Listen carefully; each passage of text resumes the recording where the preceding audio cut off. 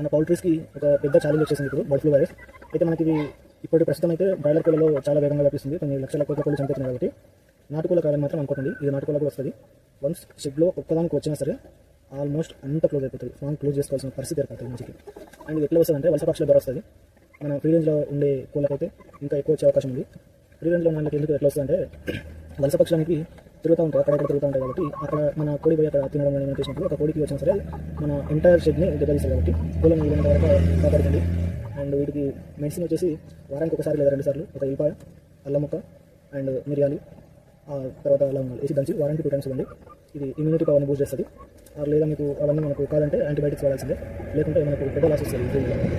ఇది ఎట్లా వ్యాపిస్తుంది, ఈ బర్డ్ ఫ్లూ వైరస్ అనేది మన శక్తి ఎట్లా వ్యాపిస్తుంది అంటే ఇంకోటి ఏంటంటే మనకు ఈ మనుషులు అక్కడ వేరే షెడ్యూల్లో తిరుగుతుంటారు. ప్రజెంట్ ఇప్పుడు ఏమవుతుందంటే అందరూ నాటుకోళ్ళు పెట్టాలనే ఒక ఇదిలో ఉన్నారు కాబట్టి బయట వాళ్ళు అన్ని షెడ్లు విజిట్ చేస్తూ వస్తుంటారు. అప్పుడు మన షెడ్కి వచ్చినప్పుడు అక్కడ ఎక్కడైనా షెడ్లో కానీ బర్డ్ ఫ్లూ ఉంటే మన షెడ్కి కూడా వచ్చే అవకాశం ఉంటుంది. కాబట్టి ఎవరిని దగ్గరకు రానివ్వకండి, మీ కోళ్ళకి ఎవరి దగ్గర రానివ్వకండి.